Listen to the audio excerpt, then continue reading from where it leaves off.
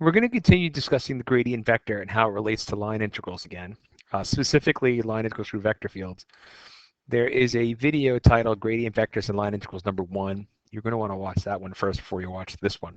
At the beginning of that video, what we did was we looked at this function here, which is a function of two variables.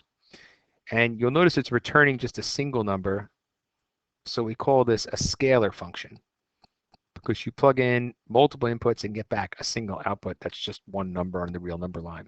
All right, so when you have a scalar function, you can calculate what's known as the gradient vector. And to do that, in this first position, we take the partial derivative of that function with respect to x. And the second component of the gradient vector is the partial derivative of that function with respect to y. If you had more variables, you just continue to take the derivative of all the variables to make the vector. So if we do that, in this case, what do we get here? So the derivative of all the x terms, derivative of 3x gives you 3. Derivative of x squared y gives you 2xy. Think of y just like a number in this case, because if x is varying and y is considered to be constant. The derivative of y cubed would be 0 because there's no x term there at all. It's basically just a constant with respect to x, and so is 12. So there we are. We're done with the derivative with respect to x. Now I'll go through and take the derivative with respect to y. The derivative of 3x with respect to y would be 0 because there's no y term in there. It's just a constant. The derivative of x squared y would just be x squared, because x squared is acting like the coefficient on y. And the derivative of y cubed is minus 3y squared. Okay, and the derivative of 12 is just a constant, so you get 0 there. Okay, so what we did next was, in that previous video, was we computed the value of a line integral. Specifically, we were moving between 2 points. Let me just make a note of them. The points were -1, 3 and 2, 7. And so we could just graph those points real quickly. Here's -1, 3. Here's 2, 7, probably up here somewhere. And there'd be a straight line segment that would move between them in this direction. So that's what this work was all about. We parameterized that line segment over here. We then decided to compute the line integral using this basic format, f of r of t dotted with r prime of t. So we had to take that parameterized function, plug it into this vector function, and a bunch of work. And later on, when we're all done, we end up getting -282. So what was special about this line integral is that the vector field we used in this line integral, let me just circle it for you, or I'm going to highlight it for you. The vector field we used in this line integral was the gradient of a scalar function. So let me start by asking you, well, let's change the lesson a little bit. Let's ask ourselves what would be different about the value of this line integral, which, by the way, let's just make a note of it, was -282. There it is. That's what we ended up with. So the question is, what would change if we decided to move along this parabola instead? So it took me a while to do this, but on the side, I figured out a parabola that would go through these 2 points. And so if you want to, you can plug those in to verify that those points really do go, or that parabola really does go through those 2 points. I'd recommend you pause the video and do that. All right, so hopefully you're able to verify that, but it is indeed true. If you plug in -1 here, you will get 3 for y, and if you plug in 2, you'll get 7 for y. All right, so to parameterize this would not be difficult then. You just let x equal t, and you let y equal 7/6 of t squared minus 3/2 of t minus 4/3. You can tell that if you just plugged in x for these 2 locations, you would get back this function. Now we want to make sure it travels between the 2 points we're interested in, but x is just t, so we're going to restrict t between -1 and 2, and you'd see if you plugged it in, it would work. Okay, so what we can do now, if we wanted, was keep in mind we're moving between the same 2 points we were in that other line integral, but we were moving along a line segment, but now we're moving along this parabola instead. So in terms of the picture, that parabola might look something like this, and we're moving along this way. So the question is the amount of work the vector field does to us moving along this parabola, different from the amount of work that the vector field deformation did on us when we moved along the line segment. So that's the question. So if we would start to set up the integral, here's what would happen. You do the integral f of r of t dot r prime of t dt. And while we're at it, you know what?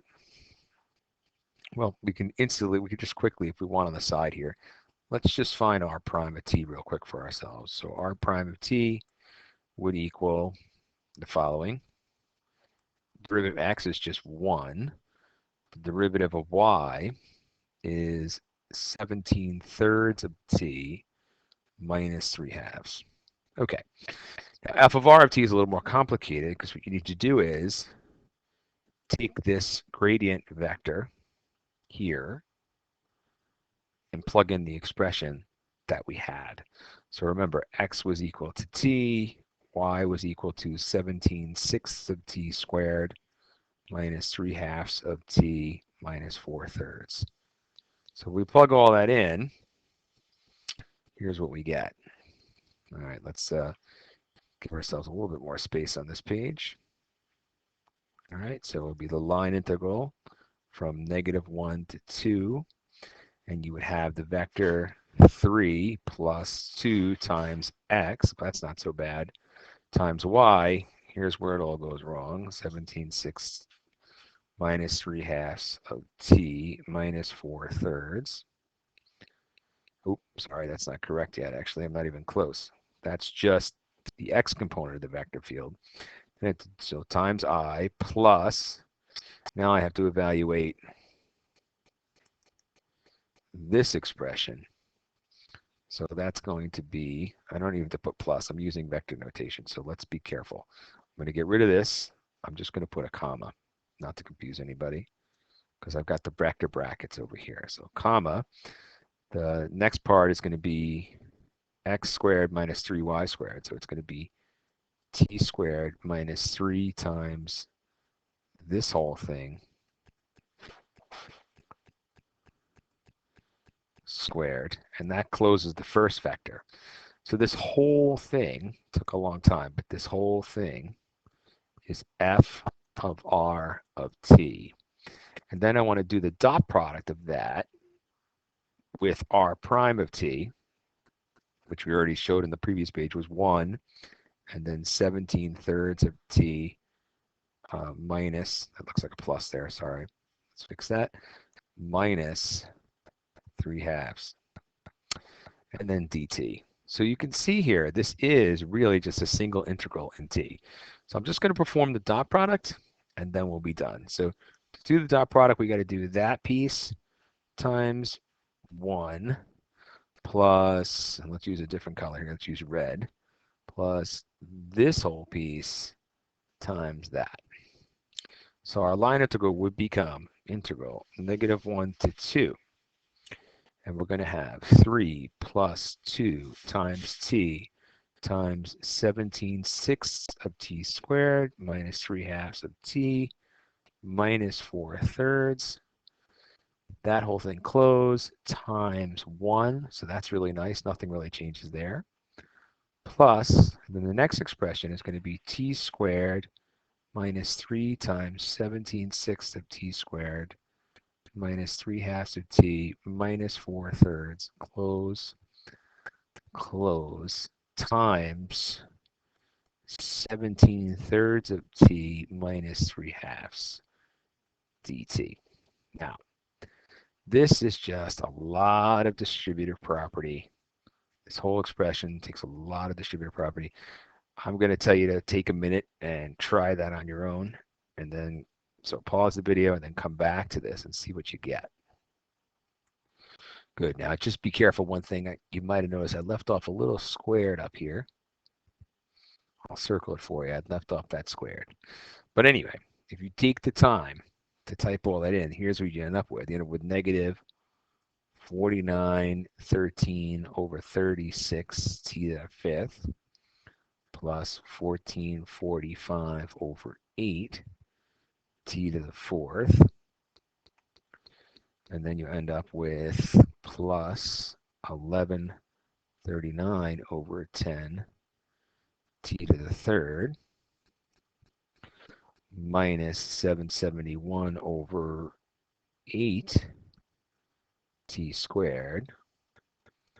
And then we have minus 134 over 9t plus 11 dt, and you're all set. So not very pleasant. Now, I will tell you, if you take the antiderivative, then plug in that 2 and plug in that negative 1 there, and do the subtractive, when you're all said and done, you get a very familiar number, negative 282.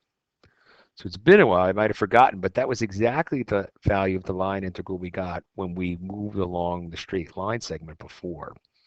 So all that crazy algebra, and if you're really careful with it and don't make any mistakes, you'll find out that the line integral along this one was negative 282, or in the line integral of the parabola was also negative 282. So this is an example of a path-independent vector field. It turns out that's not a coincidence. So vector fields that have this property, that are path independent, they have a special name. We call them conservative.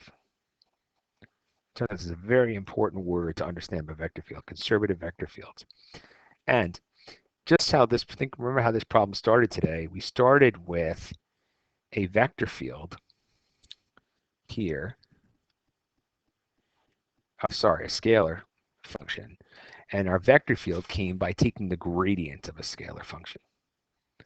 So it turns out that if the following is true, if we have a vector field f of x comma y that's equal to the gradient of some scalar function,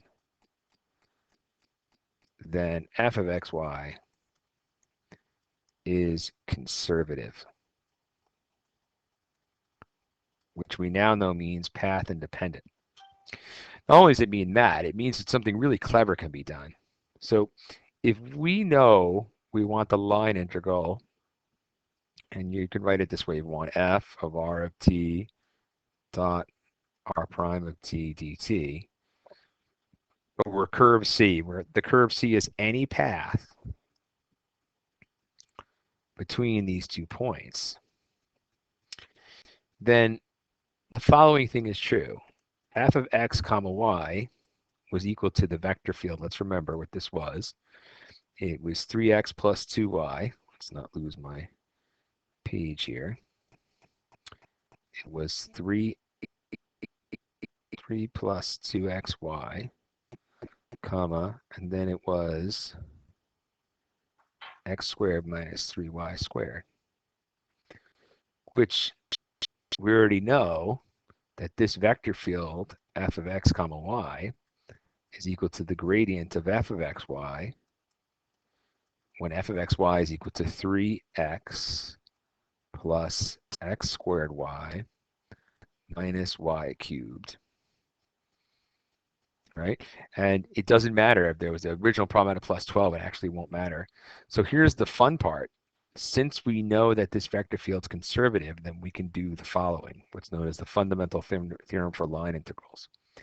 We can just say that the answer to this integral is this scalar function evaluated at the first endpoint minus that scalar function evaluated at the second endpoint. That's a pretty amazing fact. So let's actually try it out. So that's supposed to be this piece here, for example, f of 2, 7 would be 3 times 2 plus x squared, which is going to be, let me fix that, sorry.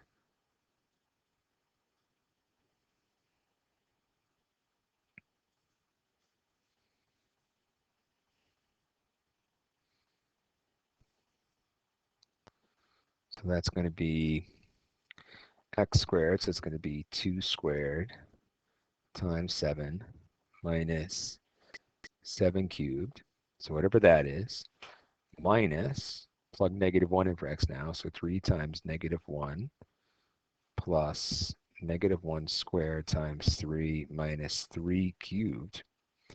And if you do all that correctly, amazingly, this ends up being -282. So what does this tell us?